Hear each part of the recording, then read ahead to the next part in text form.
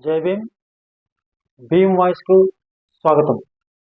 బాబాసాహెబ్ అంబేద్కర్ దేశ ప్రజలంటే, నిమ్మన జాతీయులనగా, అణగారిన వర్గాలన్నా, వెనుకబడిన కులాలన్నా ఆయనకి ఎంత అభిమానమో ఇప్పుడు మనం చర్చించుకుందాం. భీమ్ వాయిస్ ఛానల్కు స్వాగతం. విద్యా విప్లవం కోసం కళాశాలను బాబాసాహెబ్ అంబేద్కర్ స్థాపించడం జరిగింది. నిమ్న జాతులు, పేదలను విద్యావంతులు చేసేందుకు బాబాసాహెబ్ అంబేద్కర్ పీపుల్స్ ఎడ్యుకేషన్ సొసైటీని స్థాపించడం జరిగింది.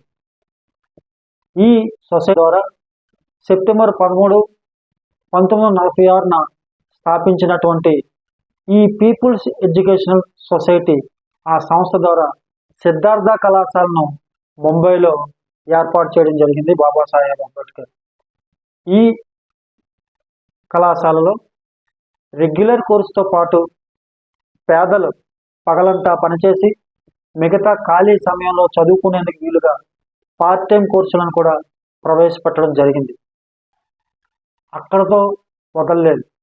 మత ఆచారాలతో మహిళలు చదవకూడదనేటువంటి హిందువుల్లో మనుధర్మశాస్త్రం ఎలాగైతే మహిళలు చదవకూడదని చెప్పి ఆ రోజుల్లో ఎలాంటి కండిషన్స్ పెట్టిందో, అదేవిధంగా ముస్లిం బాలబాలికలు కూడా చదవకూడదనే దాన్ని ఆయన పూర్తిగా వ్యతిరేకించి, ముస్లిం బాలబాలికలు చదువుకోవాలనే ఉద్దేశంతో ముస్లిం బాలబాలికలకు ప్రత్యేక బోధన కల్పించడం వల్ల లక్షలాది మంది ముస్లిమ్స్ బాలికలు విద్యావంతులను చేసిన ఘనత బాబాసాహెబ్ అంబేద్కర్కు దక్కుతుంది.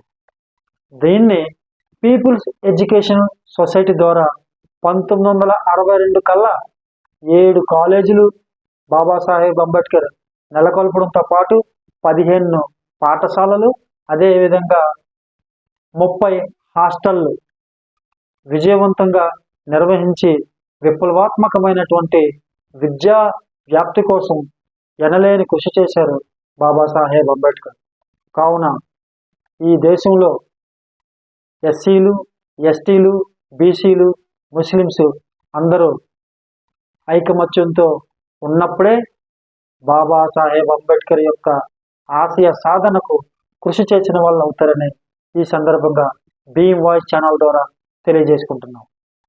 జై భీమ్. ఈ వీడియో నచ్చినట్లయితే లైక్ చేయండి, సబ్స్క్రైబ్ చేయండి, బెల్ బటన్ని నొక్కి మమ్మల్ని ప్రోత్సహించండి.